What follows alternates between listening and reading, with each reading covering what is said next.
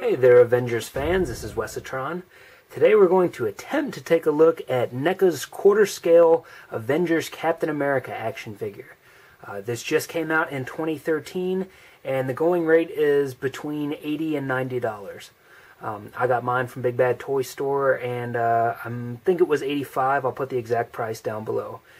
Now, the reason I say that we're going to try to review this is because I've never done a figure this scale before. This is absolutely enormous, and I've had to move everything just to try and make a little bit of room for this guy. So I'd like to kind of work with you guys. Let me know how I do. I know people usually don't like video reviews of things this big, so let me know what works, what doesn't, and we'll try to improve this for the future, because I do plan on picking up a lot more NECA figures, quarter scale size. So the box is pretty basic. I've got it off to the side. I would show it, but it's rather large, and the figure's not in it anymore anyway, so who cares? The figure looks outstanding. It really does. It looks so much better than I thought it was going to.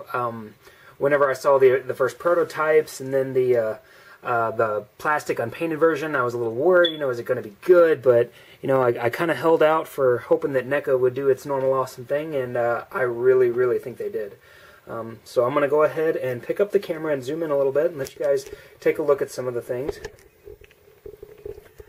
So here's the likeness of Chris Evans, which I will say probably not a perfect likeness, but pretty darn good. I think they nailed the nose, and I think the eyes are pretty good. I would say if anything, it's probably the mouth that holds it back from being perfect. Very, very nice detail all over the uniform. You can see they did a great contoured texture on it. The star is raised, and it's got that three-dimensional quality where it's like sharp and stuff. It almost looks metal.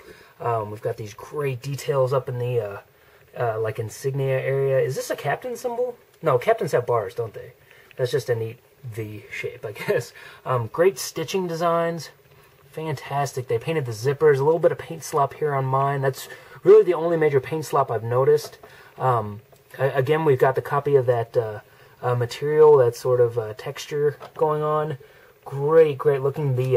Both the boots and the gloves look outstanding. They got the silver buckles.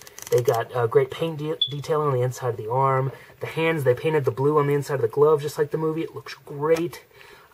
They do have peg holes here for articulation, but they are filled in, so they don't look bad, especially from a few feet away. Zippers, again, are painted. More texturing on the pant legs, and the boots, as I said, are just as textured as the gloves. Look fantastic. Let me see if I can set this down, and we will turn up his foot and see if we can get a look at the bottom. You see, there is an actual peg hole, like, a Green Lantern stand's going to hold this guy up, but the bottom of the soles are actually completely sculpted and everything. Everything looks fantastic.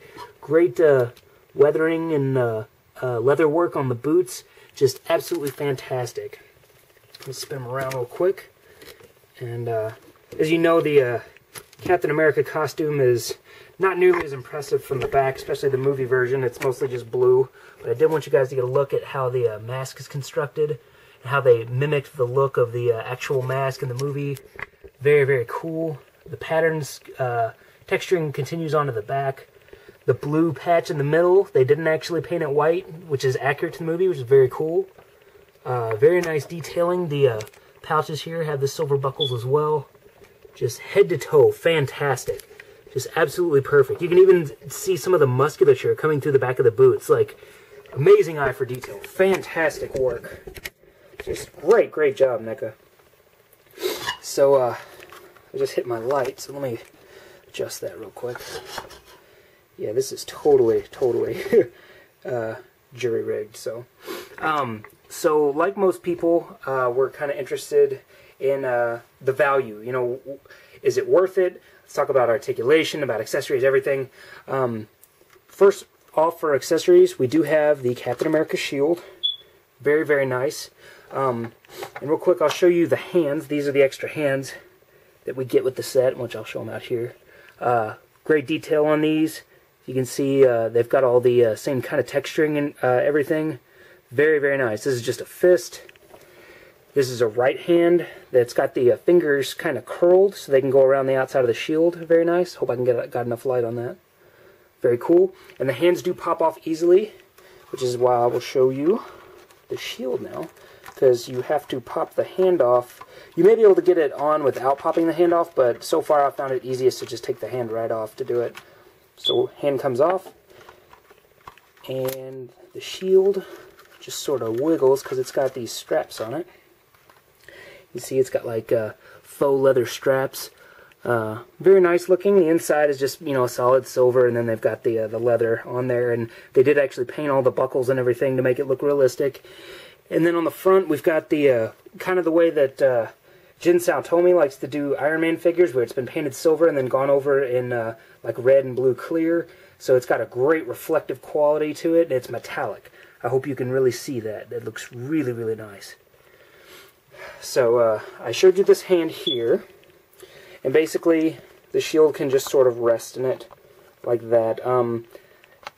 It's not really like, it doesn't clip into place or anything. Like, as far as I've been able to figure out, like, there's no magnet or anything that holds it in. So it's mostly just to kind of hang it there, but still, I mean, it's something.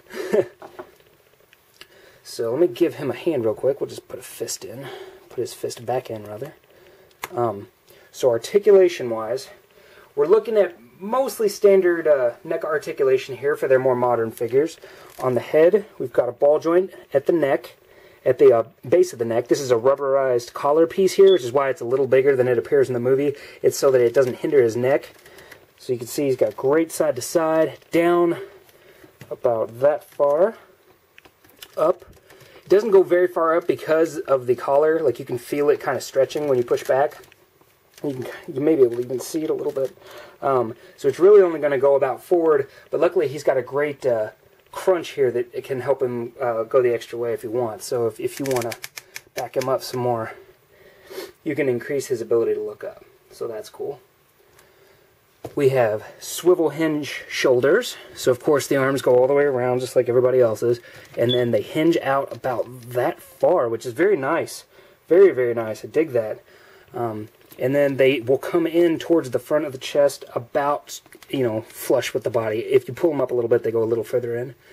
The elbows are swivel hinges, and they will give you about 90 degrees. A little less, probably. You can see that. It's not a perfect 90 degrees, but pretty darn close. The articulation is covered up pretty well by being integrated into the sculpt, so I think they did a good job. You know, obviously double joints would have been awesome, but at this scale, that would have cost a lot more and probably gotten us over the $100 mark if we had done double joints all over the place. So, got rotation there as well. Swivel hinges in the wrists. So, they're a little hindered by the design of the front of the glove here. If you can see that, how it kind of comes up. So, the wrist can go in and out and all that stuff, but it will be a little bit hindered by that. Big double ball jointed midsection, so turn to the side. You've got forward about that far. Hope you can see that. Back about that far. And then we've got rotation. You can twist to the sides a little bit. And we've got, you can see that side to side action. Very nice. Swivel in the waist. Very cool. Got the H-style hips that NECA is fond of, so they go forward about that far. It's definitely not 90 degrees. He's definitely not as posable going forward in his hips as he is like in his arms and stuff, but still very, very nice. Back is actually better than I'd hoped. It can go back a little bit. The hinge out to the side is great. It goes almost out to a splits type of pose. Swivels in the upper thighs, which go all the way around. Swivel hinge knees get almost 90 degrees. You know, pretty darn close, if not perfect. Swivels right here. Let me not turn his thigh. Swivels there. Very nice. And we have ball-jointed feet. However, they're extremely limited. So far, the best I've been able to get is some wiggle.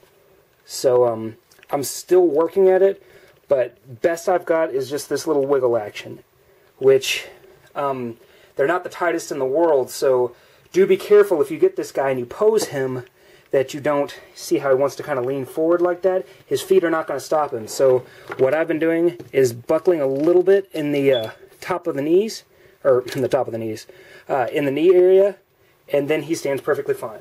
As you can see, I'm pulled way out here just so you can kind of get an idea of how well he poses. And the feet really haven't posed a problem for me yet in terms of him actually falling over. Just when I get him like in perfectly upright poses is when he wants to kind of topple a little bit with the wonkiness of the feet. And that may just be because I haven't still worked out his center of balance yet. But this guy's really, really outstanding. For the price, you get a lot. I wasn't expecting like the extra hands and everything until I actually saw some recent protos. So, because I pre-ordered them a long time ago. But outstanding, just absolutely perfect. This figure, like I said, is about between 80 and 90 bucks, and for that price, you are getting a lot for your dollar. So I would definitely recommend it. I just heard tell on the Fwoosh, I think it was maybe Fuzzy Blue Demon who mentioned it. I'm not positive. But they were saying that they'd heard that Toys R Us has not picked these up. So if you do want to get one, I recommend getting on Big Bad Toy Store, Corner Store Comics.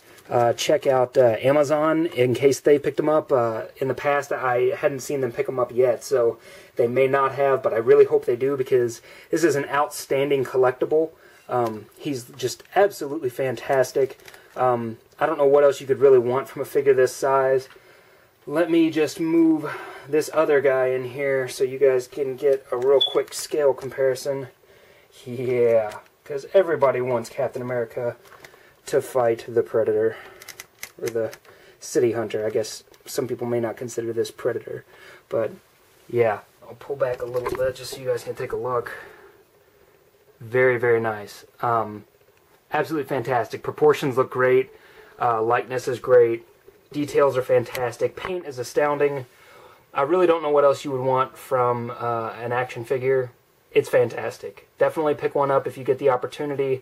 It'll save you, I think, at least $150, maybe even $200 on the Hot Toys version, and it's 6 inches bigger. I mean, I don't want to say bigger is always better, but when bigger is cheaper, sometimes it doesn't hurt. So thanks, guys. Like I said, this has been an experiment for me, so I'm curious to find out what you guys think about me doing larger scale reviews like this. What can I do better? What did I gloss over? What do I need work on? Let me know, because I would like to do more quarter scale reviews, but it is very difficult with my setup. So help me out, and we'll work it out. So thanks, guys, for stopping by. Questions and comments below, and if you get the feeling, subscribe, because I plan on doing a lot more. Thanks a lot, and I will talk to you later. Goodbye.